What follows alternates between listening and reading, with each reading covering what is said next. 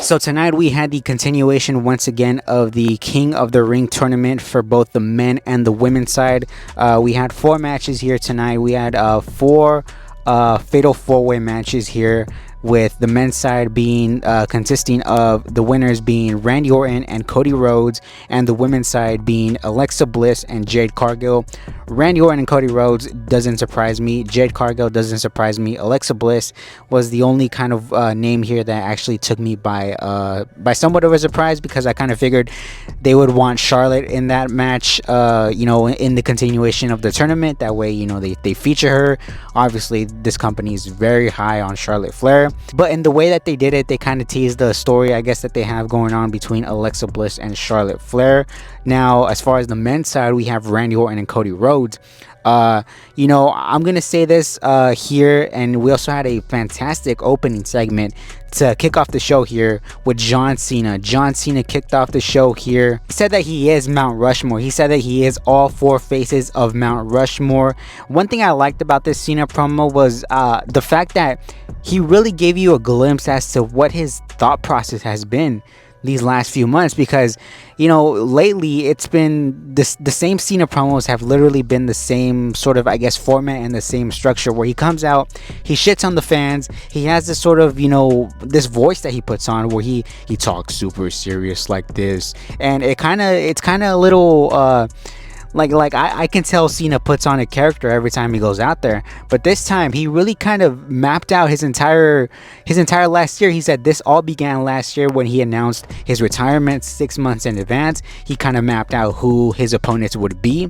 He said that when he went into the Royal Rumble, even if he lost the Royal Rumble, he would have the opportunity to use his seniority to put himself into the elimination chamber, and knowing damn well that CM Punk and Seth Rollins would kind of cancel each other out, and knowing that Cody Rhodes would be super focused on The Rock. And then he mentioned how Randy Orton, he used the hometown advantage against Randy Orton to work against him, and how he got R-Truth into the main event at Saturday Night's Main Event. Like, all this, everything that he mentioned here, there was a reason for it. There was a purpose for it. He mentioned how CM Punk, the biggest rebel, he tied his hands into doing what Cena wanted to, into forcing him to take that match at Saudi Arabia, going against his morals and going against, what CM Punk stands for, and calling him a hypocrite.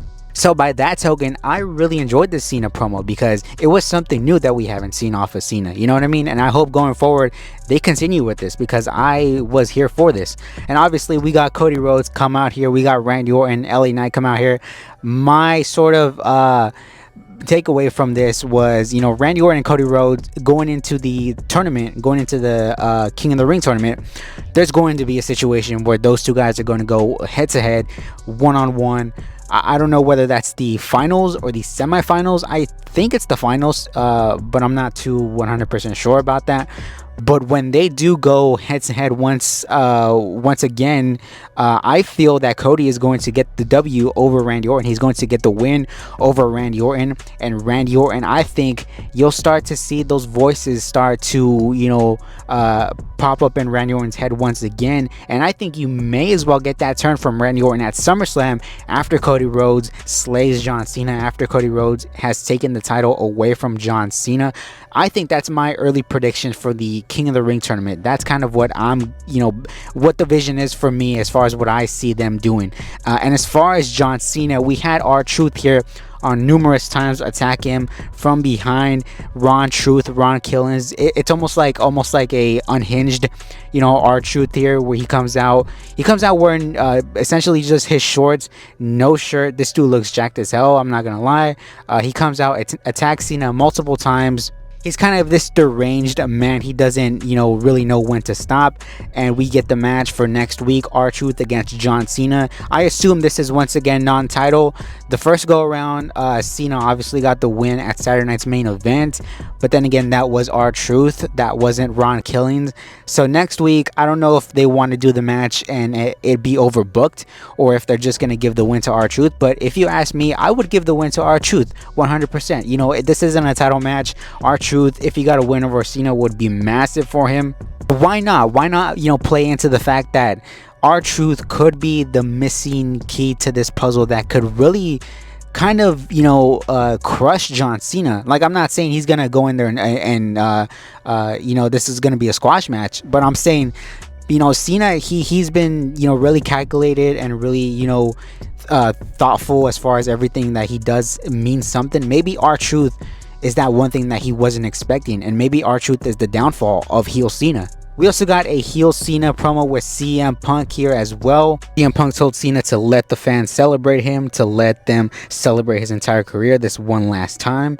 Cena tells Punk why would he do that? That's just a waste of time.